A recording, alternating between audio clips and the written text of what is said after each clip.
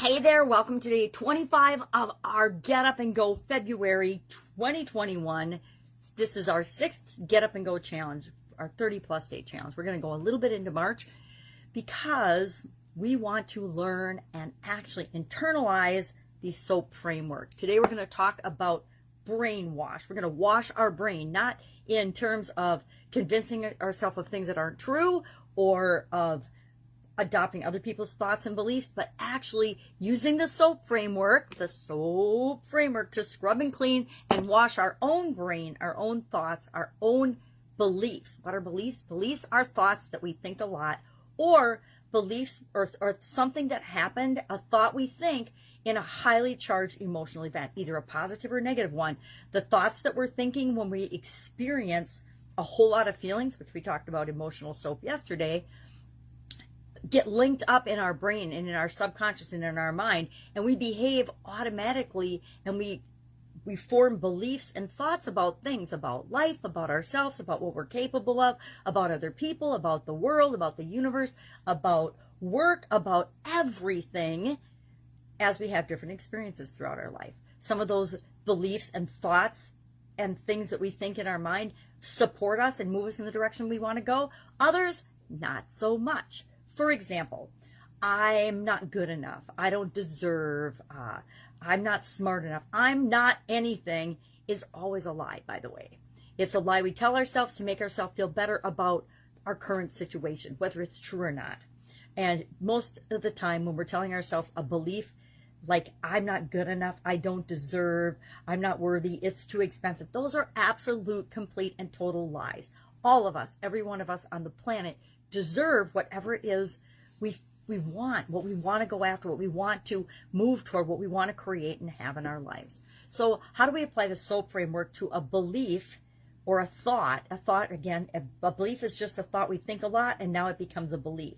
So we want to take a belief. So we're going to pick any belief that you happen to have right now. You know, pick one that just happens to come to mind, or think about it for a couple of minutes and say, think about it, to think about your thoughts. It's hard to think about our thoughts or about your beliefs, and just realize what is one that here's what it is right now. That's what we're going to, our S, what's the story I'm telling myself about this belief right now? And then again, what do we want it to be? We've used lots of different tools to come up with what our current story is and what we want our story to be, because we want to really be the creator and the author and the writer and the painter and the whatever of our own masterpiece, which is our life, our own story. So let's pick lack and scarcity. Anytime we say I'm not good enough, I don't deserve, it's too expensive, that comes from a position of lack and scarcity, thinking that, or that we're not good enough. I don't deserve it because, you know, if I get this piece of the pie, then somebody else isn't going to get it. I mean, I think we all grew up in a family, a big family, and there was always dessert. There was always plenty of dessert for everybody. There's plenty of food for everybody, but there was always like this little really competition. Well, if I get the drumstick, then only one other person gets a drumstick. And there were 6 of us in the family, so 4 people were not going to get a drumstick. Well, some of us didn't even like drumsticks, so it didn't matter. And it's the same way in our lives. Just because we want something, everyone else on the planet does not want the same things we want. Actually, most people don't want the same things we want. We all want our basic needs met, but beyond that, how that happens in each of our individual lives is different and special and unique for each one of us. So there really is no lack or scarcity. It's just a lie that we tell ourselves that is used to help us buy products or keep us in fear or to control us into thinking that we should stay small and not create what it is that we want in our lives. So let's use lack and scarcity. Let's say I can't afford it. It's too expensive. Whatever phrase you like. And I'm just going to let's just pick one. What do I want to do? I actually did the homework ahead of time, but I kept it very vague. It was just based on lack and scarcity. So let me think of what are some thoughts or beliefs around lack and scarcity. You could ask yourself that question. So we want to just pick something, and as we ask ourselves those questions, we're uncovering our own personal story with respect to that thing. Now, maybe you don't have any thoughts of lack or scarcity or I'm not good enough or whatever in your life. Well, maybe there's something else. Maybe I'm too tall, I'm too short, I'm too young, I'm too old. Any belief that's actually limiting you from going for what you want, and you're using it as an excuse, because our beliefs sometimes are an excuse for not changing our lives, for not doing something different. Pick one of those, any one of those, and we're going to run it through the SOAP framework. So I'm going to pick, I can't afford it. It's too expensive. That's kind of a financial one. Let's see if we can think of one that, but it speaks to lack and scarcity. So let's just say I'm experiencing lack and scarcity in my life. I think I can't afford certain things. I think I don't deserve to have certain things. And that, of course, all feeds into the I'm not good enough one, which, you know, some of us work on that one our entire life. Why? Where did it come from? We could spend decades figuring that out, but does it really matter, or do we just want to change it? I just want to change it. So when I come upon something that's awesome and I really want to buy it, I don't talk myself out of it because I don't think I'm good enough or that I deserve it. Whether it's a pair of new earrings, maybe a pair of new microphones that when you have your microphone, it doesn't go on your shirt and make clankety noises so that you have to take it off. I really just have to find my wireless mic.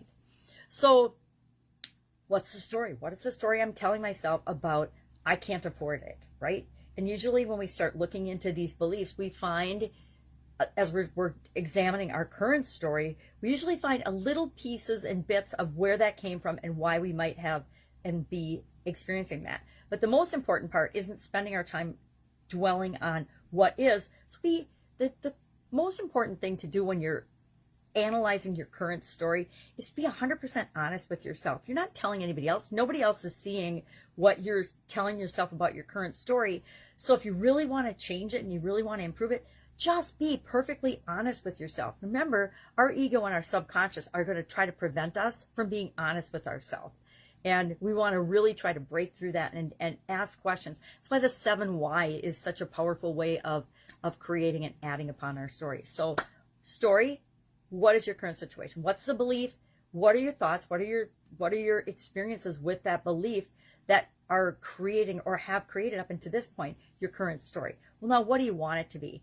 I don't want to ever look at something and say, I can't afford it or it's too expensive, because that's telling me, number one, lack and scarcity. Number 2, that I don't deserve it. I'm not good enough to have that thing. You know, maybe it's a new Fitbit. Maybe I could use a new Fitbit. Maybe it's a new set of earrings or jewelry. Maybe it's not a material thing at all. Maybe it's I want a piece of dessert and I think I don't deserve that. I'm not going to have that triple layer caramel cheesecake or whatever it is.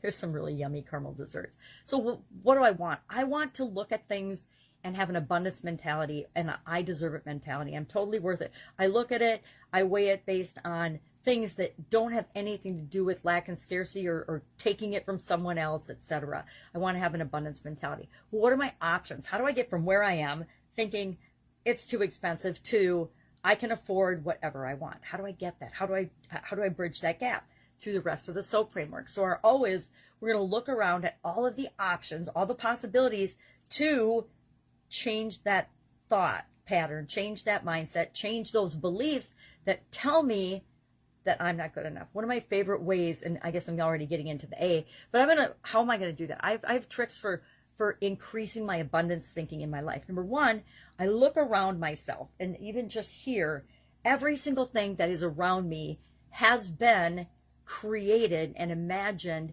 through someone's thought or idea somewhere in the world, right? And at some time, everything that exists around us right now in all of our lives is something that started as an idea with somebody. So if all of these amazing ideas and things that make our lives work have been created and been an idea of someone else, that means there's plenty of ideas and abundant ideas around that I can come up with, that ways that I can contribute and add value to the world and to my own life and figure my own life out. If anyone's ever done something that you want to do, and even if they haven't, it's proof to you that you can do it too. So I know I can fill that gap, and abundance is one of those things. And there's just an abundance of things and ideas around us.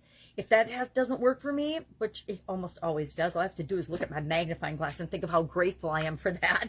And that reminds me of what an abundant and incredible universe we live in. And as part of that, that means I can partake in that abundance and be a contributor to that abundance as well. Otherwise, I will go for a walk. I'll go out in nature and I just look around nature. And nature is full of examples of abundance. I mean, I live in a place where there's the 4 seasons. Just the fact that everything grows and you know, blooms and then thrives in the summer, then we have harvest in the fall, and then it all goes into a dormant stage during the winter, and then it all happens over again the next year, has been, I've had 60 years of personally experiencing the seasons and nature and abundance in leaves. Just think of how many leaves are on a single tree. Well, how many leaves are there on the planet? Think of grains of sand. Think of drops of water in a body of water, a lake, a river, an ocean. There's so many examples of abundance around us. Think of the air that we breathe. There are 7+ billion people on the planet. There have been how many billions of people that have come before us and will come after us, and all of us have plenty of air to breathe. That is a miracle, not only a miracle, but it's an example of incredible abundance. So I look around and I see all the abundance and I realize, well, that means there's all kinds of ways for me to experience abundance as well.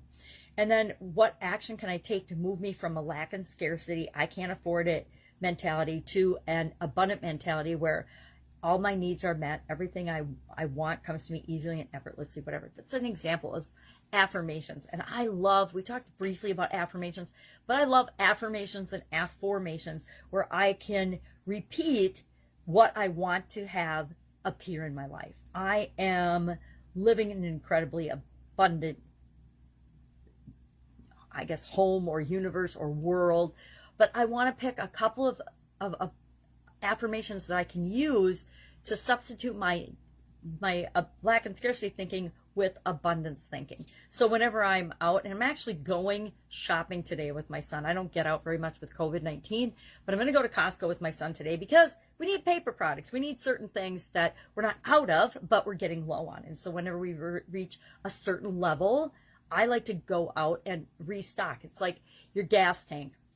I'm one of those people that ran out of gas once in Dallas, Texas, and I learned that whenever you go anywhere, when you get to a quarter of a tank, you find a gas station and you fill up. And that has been my philosophy ever since that experience. Why? My mind tells me if I get below a quarter of a tank, my thoughts and my beliefs are I could run out of gas because it might take me a long time to get to the next gas station. So as soon as that quarter of a tank triggers, that became a trigger in my mind where I will automatically go get gas. Now, I don't drive anymore, but when I drove, I get like this itchy feeling whenever it would hit the quarter of a tank mark and I'd want to go get gas.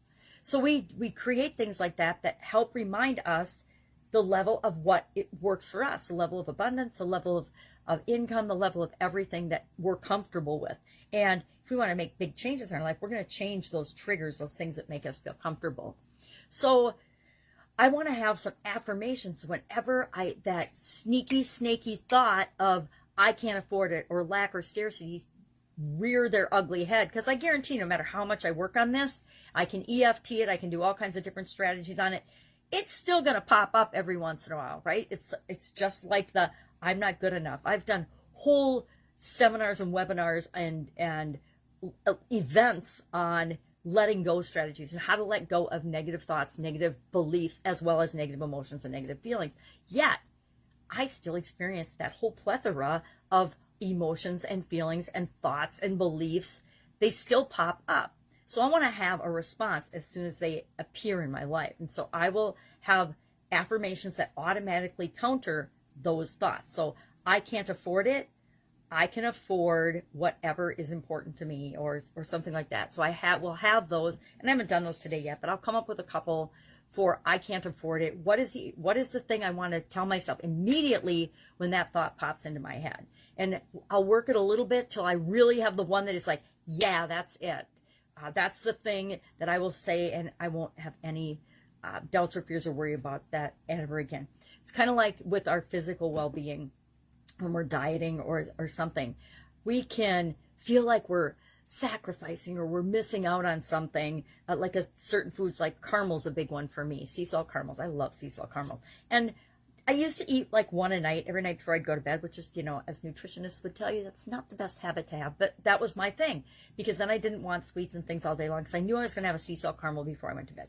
And I haven't done that for a long time, because I just kind of convinced myself that I don't need it and I don't want it. And it's not important for me to have that anymore. But it used to be I needed my sea salt caramel before I could go to bed and fall asleep. I'd take it with my medicine, so it was my my reasoning was if I took that, then it wouldn't give me a stomach ache. But I don't know if it worked or not. I haven't done it for a long time. So obviously it wasn't that important. But we can convince ourselves of anything, right? We can talk ourselves into as well as out of anything. We can look at a belief and we take away all its power because we realize it's absolutely positively not even true for us.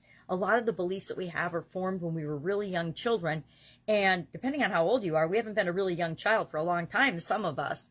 And so to be living and letting those thoughts and those beliefs and even those feelings continue to guide and control our decisions and our life is it's kind of silly when we think about it. When we shine a light on it, things become almost ridiculous, right? And I think of things like, I'm not good enough. Well, why would any of us human beings ever think that we're not good enough for anything, much less the things that we really want and desire? It's kind of ludicrous when you shine the light on it, literally shine the light on it. But until we think about it, until we actually bring it up to our conscious level, we don't even realize. These are like, underground programs that are running in our life all the time, and we're not even aware of them most of the time. It's like, how often are you actually aware of your blinking of your eyes or of your breathing? Not very often, unless you're coughing or sneezing or having a hard time breathing. We're not really aware of it. It just kind of happens automatically. Same is true of our thinking and our beliefs. So I'm going to do an affirmation because I think it's a good action item for this particular area. So I'm going to come up with an affirmation or two to counteract my lack and scarcity and have abundance thinking automatically replaced with abundance thinking.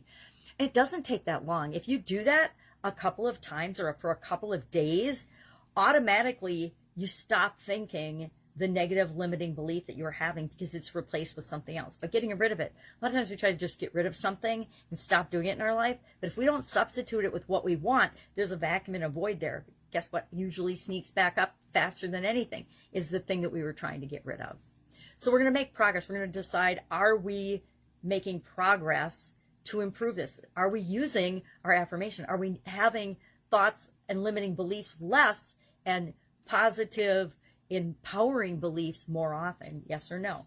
The tool I like to talk about with respect to our mental SOAP framework is gratitude. I don't know if you practice gratitude. I've been practicing gratitude for a really long time.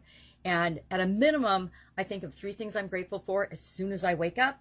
And I think of 3 things I'm grateful for as I drift off and go to sleep at night. It might be things that I'm thankful for or grateful for that happened during that day, or it might be overall things. I'll tell you right now, one of the things that I say every single morning that I'm grateful for and thankful for is that I freaking wake up. Now, my perspective is different on that because I had a death experience about 10 years ago. And so I appreciate every single day that I wake up and that I'm here and that I'm above ground. Even if I wake up feeling rotten because I've got a migraine or a headache or my joints are aching, I'm just grateful to have woken up and to be here to have another day. Even when the dogs wake me up in the middle of the night or at 2 a.m. for no reason barking, and it was a deer or something outside, but I'm still grateful to wake up, and I'm grateful to wake up every single day. So there's always things to be grateful for. If you don't practice gratitude, I recommend just looking around and being grateful focuses us on the now, but in the present moment, but it also creates what we want in the future, because when we're thankful and grateful for what we have, we're opening ourselves up for more. Just like when we get rid of limiting beliefs, we want to fill them with something else because we're opening ourselves up for more. All right, that's all I've got today. That's our mindset soap. That's our brainwashing to clean our brains out, because we've had a lot of brainwashing lately, and actually our whole lives we are being influenced. I'm going to say influenced by, not manipulated, but we're being influenced by all of the things that we experience, all the things outside of us. And mental soap is about us choosing among those things what we really want, because those are the things, those are the thoughts, the mindsets, the beliefs that are going to form and create the life we want. So we want to make sure that we're the ones deciding what those are, not anyone or anything outside of us. Love to know if you have any questions or comments on this. Hit me up in the comments below. Otherwise, tomorrow we are going to talk about, let me see here. I think I mix them up sometimes, either spirit. We'll do spirit tomorrow. We'll do spiritual soap tomorrow. And we'll talk about our spiritual health. Remember, we've got the 7 key areas of our life we're talking about: physical, mental, emotional, spiritual, financial, relationships, and contribution. And we've done all of them now except except spiritual health and well-being, and our contribution, how we show up and what do we do in the world. So tomorrow we'll talk about spiritual. Day after that we'll talk about contribution, and then I'm going to have some surprises for you. We're going to do some fun things. I want to kind of mix up what we do through the challenge and see how we're doing, see how we're feeling, and are we making progress? Do we feel like overall we're better able and capable to handle change? Because if we don't, we got some more work to do. All right, have an amazing day. I'll be with you tomorrow.